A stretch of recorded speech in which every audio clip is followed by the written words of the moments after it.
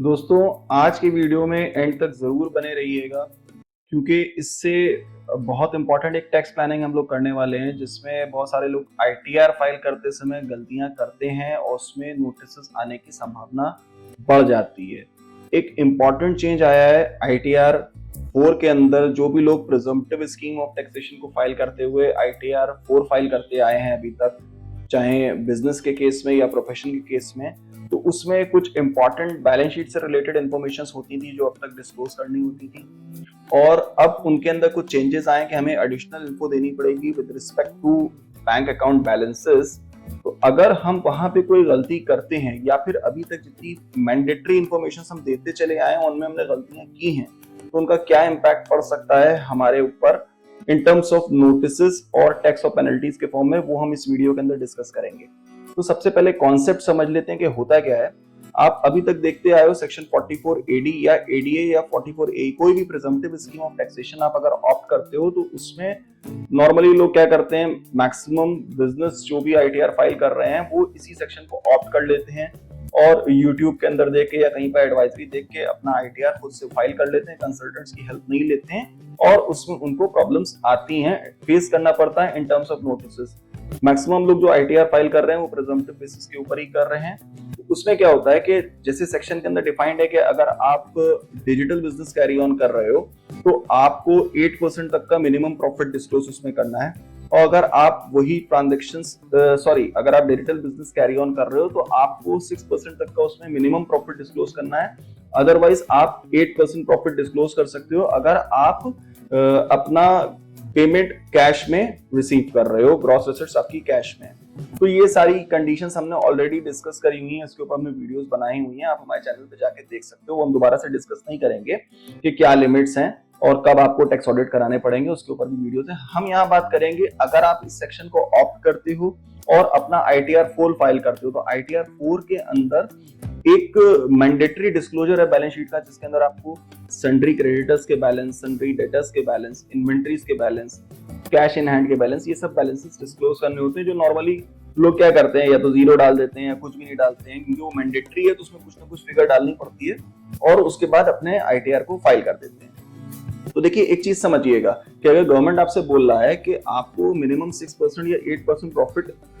Disclose करना है और आपसे बुक्स ऑफ अकाउंट नहीं मानी जाएगी, तो ऐसा नहीं है कि बुक्स ऑफ अकाउंट नहीं मानी जाएगी, आपको इतनी बुक्स तो मेंटेन करनी होगी जिससे आप असिस्टिंग ऑफिसर को सेटिस्फाई कर पाए कि हमारा प्रॉफिट जो अराइव हुआ है वो 6% या 8% या जो भी हमने हायर प्रॉफिट डिस्क्लोज करा हुआ उतना हुआ है। सपोज हम क्या करते हैं कि हम अगर 1 करोड़ रुपए की तो रिसिट मान लीजिए बिजनेस की हमारी होती है और वो बिजनेस रिसिट के अंदर हम कहते हैं कि हमको थोड़े हमारे कैश ट्रांजेक्शंस भी इन्वॉल्व थे या पूरे कैश ट्रांजेक्शंस थे या जो भी थे, तो हमने 8 to 10% का सपोज प्रॉफिट डिस्क्लोज कर दिया। सपोज 10% का कर दिया तो 10 लाख रुपए का प्रॉफिट हमारी 1 करोड़ रुपए की रिसिट के ऊपर बनता है। तो पहली चीज तो ये है कि वो टर्नओवर हमारा जीएसटी से मैच करना चाहिए कि आप जीएसटी में भी रजिस्टर्ड हो गए अनटिल अनलेस वो गुड्स और सर्विसेज उसमें एग्जेम्प्ट हो।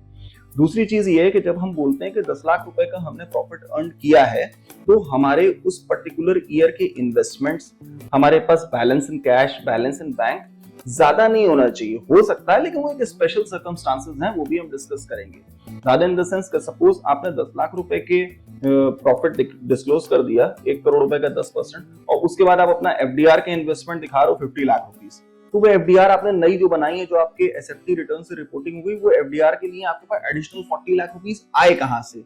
ये सोर्सेस आपको जस्टिफाई करनी पड़ेंगी। हो सकता है आ सकते हैं, क्यों? क्योंकि हो सकता है आपकी बुक्स के अंदर 40 लाख रुपीस के सन्ड्री क्रेडिटर्स हो, किसी पार्टी को आपने पेमेंट ना किया हो, वो नेक्स्ट फाइनेंशियल ईयर के अंदर जाके किया हो, तो आपको मोटी मोटी बुक्स जो है वो मेंटेन करनी पड़ेगी इन क्वेरीज का रिप्लाई करने में, क्योंकि अब एआई बेस्ड क्वेरीज आएंगी।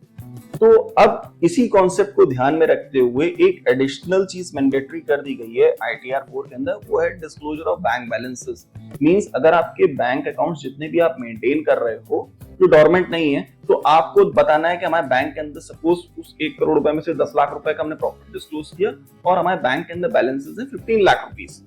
तो आपको वो 15 लाख रुपीस वहां पे मैंडेटरी दिखाने पड़ेंगे। तो गवर्नमेंट को इससे क्या आइडिया होगा, या एआई बेस्ड जो फंक्शनैलिटी है वो इस पे वर्क करेगी, वो देखेगी कि अच्छा 10 लाख रुपए प्रॉफिट दिखाया है, 15 लाख रुपीस बैंक में होल्ड कर रहा है, तो या तो ये बैलेंस ओपनिंग चला आ रहा हो या फिर कुछ डेटर्स या क्रेडिटर्स होने चाहिए जिसकी वजह से बैंक के अंदर जो बैलेंस मेंटेन्ड है वो प्रॉफिट से ज्यादा है।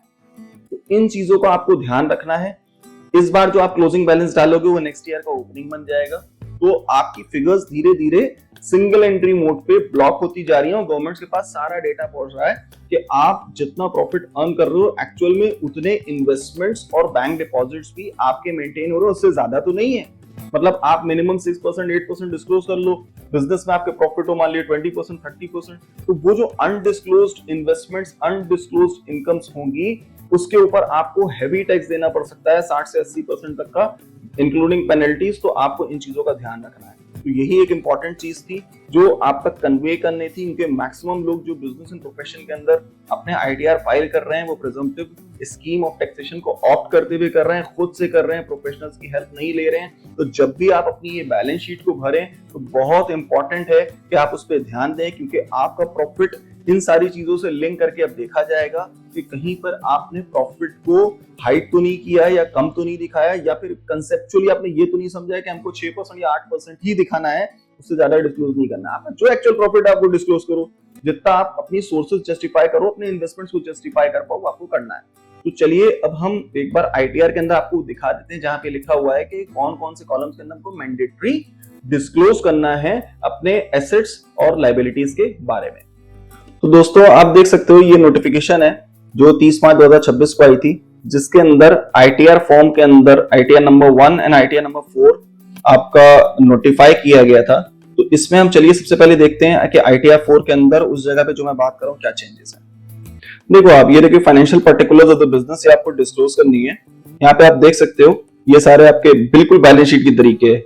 Partners, members, own capital, secured loans, unsecured loan, advances, sundry creditors, liabilities, total of liabilities, assets. ये सारी डिटेल्स आपको तभी पता चल सकती हैं जब आप बुक्स ऑफ अकाउंट मेंटेन करोगे। तो एक तरफ तो कहा जा रहा है कि आपको बुक्स ऑफ अकाउंट नहीं बनानी है, दूसरी तरफ आपसे ये डिस्क्लोजर्स मांगे जा रहे हैं। और इन डिस्क्लोजर में आप नोट में देखोगे ये इंपॉर्टेंट चीज देखिए, आप नोट के अंदर मैं आपको थोड़ा सा जूम कर देता हूं, then you can see, please refer to the instructions for filling out this schedule. E15, E19, E20। E15 आपका सन्ड्री क्रेडिटर्स है,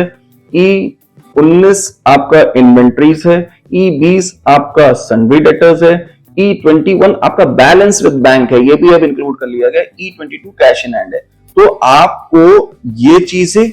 इन एसेट्स और E15 सन्ड्री क्रेडिटर्स ये आपको कंपल्सरीली डिस्क्लोज करनी है, इनका बैलेंस देना है। तो आप बिना बुक्स बनाए तो ये दे ही नहीं सकते हो। तो आपको मोटे मोटे अपने ट्रांजैक्शंस के रिकॉर्ड्स रखने पड़ेंगे, और इन इंफॉर्मेशन से जब आप कोई भी डेटा यहाँ पे फ्रीज कर दोगे तो उससे निकाला जाएगा एक्रूअल बेसिस के ऊपर कि आपने कितना प्रॉफिट अर्न किया होगा इन एक्चुअल, और उसके हिसाब से आपको नोटिसेस भेजी जा सकती हैं। तो प्लीज इन चीजों के ऊपर ध्यान दें। यहाँ पे जब भी डेटा भर रहे हो तो आपको ध्यान रखना है कि आपने अपनी बुक्स तैयार करा ली हो, और प्रोफेशनल्स की हेल्प जरूर लें, क्योंकि अगर यहाँ पे आप गलत डेटा दे दोगे तो एआई बेस्ड नोटिस आएगी कि नोशनल प्रॉफिट आपका क्या हो सकता है जो कि आपने डिस्क्लोज की हैं डिटेल्स उनके हिसाब से। फिर आपको नोटिस आएगी, अगर आप उसको जस्टिफाई नहीं कर पाओगे तो अनएक्सप्लेन्ड इन्वेस्टमेंट्स आपके हो सकता है एड ऑन कर दिए जाएं, या फिर कोई इनकम जो आपने डिस्क्लोज ना करी हो वो उसको एड ऑन कर दिया जाए आपकी इनकम में। प्लीज इस इंपॉर्टेंट अपडेट का, जो कि छोटी सी है लेकिन आपको ध्यान रखना जरूरी है, क्योंकि मास नंबर ऑफ पर्संस